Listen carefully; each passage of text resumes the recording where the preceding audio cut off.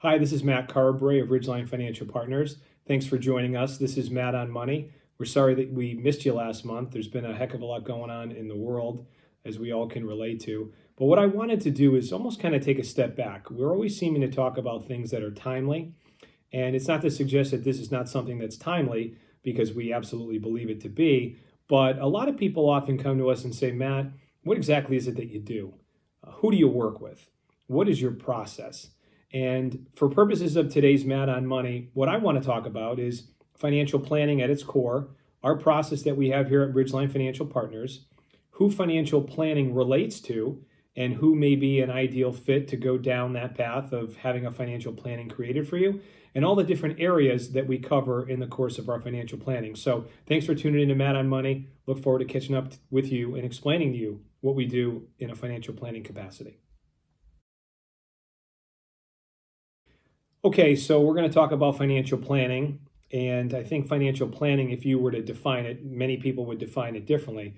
But I want to explain to you what it is that we do as part of our practice here and the clients that we work with. It's not to suggest that you have to be encountering a major life decision, getting married, retiring, planning for the disposition of one's assets, if you inherit money. We think that there's never a perfect time to do financial planning. And the one attribute that I think that most of our clients are fortunate enough to have is time. The more time that you can have to plan, the better. Sometimes decisions get faced and thrown in your lap and you've got to react and make decisions based on it. And it's not to suggest that we can't help you through those. But when we talk about planning for retirement, future educational expenses, planning for the loss of a loved one, the more time that we have to be able to pull everything together, to coordinate the financial aspects of things and the legal, how the legal aspect of that world kind of is intertwined with finance, and also taxation, which is something that we all have to deal with. The more time, the better, I will definitely say. But in our practice, we do work with people that run the gamut. So we have people that are just out of school and they're trying to better understand how they should prioritize putting money away. Student loans are a commonality with a lot of our clients.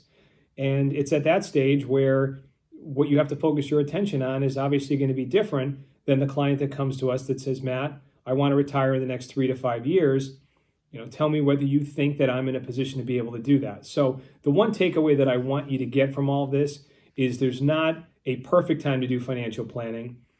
It's best to try and do it when you have more time leading up to decisions, but we most certainly will work with you as you're starting your career, as you're winding down your career, and everywhere in between. So commonly we get a lot of questions as we go through the financial planning process. Some of the common ones are, Matt, when should I take Social Security? Should I take it at 62 when it's first made available to me? Should I wait to my full retirement age? Or should I wait to age 70? And that is a significant decision. What we have found in the course of the planning that we've done is that it could have hundreds of thousands of dollars of difference in the amount of income that you may receive based on the timing of when you make that decision. Commonly, we also get questions for those that are fortunate enough as to, hey, I have a pension, Matt, and I've been given all these different options to protect my spouse, to not to protect my spouse, period certain, life only, all of these terms that all too often can leave people confused. So we're happy to walk you through those decisions as well. Then it comes down to saving for educational expenses for those that have younger children. Should I be using my state-specific plan?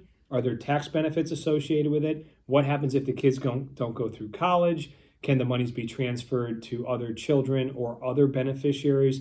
What happens if I have grandparents that want to also put money away for education? How do you build that into the analysis? So financial planning at its core is very broad, but as we get into your individual situation, I think what you're going to find is we're going to analyze your situation, what's important to you, what your goals are, and build a plan accordingly. So there's a lot of different areas when it comes to financial planning. And I will say that really one of the first areas that we really spend a lot of time on is looking at your cash flow. We need to know money that's coming in relative to money that's going out. If you're fortunate enough where you have excess or you have discretionary money, Then it's a matter of saying, where is the best place to be putting that additional money? If you are on the other side of the coin and you are running a deficit every month and you're incurring additional debt, are there things that we can do to improve upon that? Can we restructure debt? Can we maybe reduce expenses? Let's look at your expenses in terms of needs, wants, and wishes. What do we need to have? What do we need to pay for? What would we like to do? And, maybe something that we may not do every single year, but we'd like to build in a vacation where we take the whole family of 10 somewhere every 3 to 5 years. So cash flow management is at the root of our financial planning process, and it really needs to be. We will then go further and we will talk about risk management and insurance.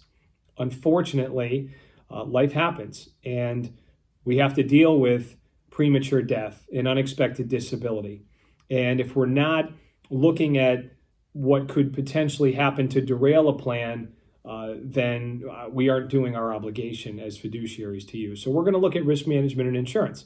We're going to look at any employee benefits that you have. Do you work for a company with benefits? Are you taking advantage of them? What's offered to you at no cost? What options are out there for you to buy up on certain coverages that may be cheaper than you doing so personally? We're going to then look at your investments. We're going to make sure that the investment portfolio you have is in alignment with your age, how you feel about risk, how long you have until you're going to need those funds for a particular goal. We're going to get into taxes. Again, something that we all have to deal with. Are you taking advantage of the tax vehicles that exist for you to use through your employer or individually? And then we're going to get into the estate planning side of things. Do you have wills? Do you have trusts? Do you have healthcare powers of attorney? Do you have general powers of attorney? What are the relevancies of those documents? We're going to talk about all of that as part of our process. And then when all is said and done, ideally, we're going to be able to show you where you are relative to where you're going to need to be. And then we're going to give you some ideas and some recommendations, hopefully, to kind of bridge that gap if there in fact is what we suspect to be maybe a slight deficit relative to getting to your goals. So that's our financial planning process. We look forward to the opportunity to serve you. Whatever questions that you may have, please feel free to reach out to anyone on our team, and we'll happily answer it and help you to determine whether this is a good time to start your financial planning.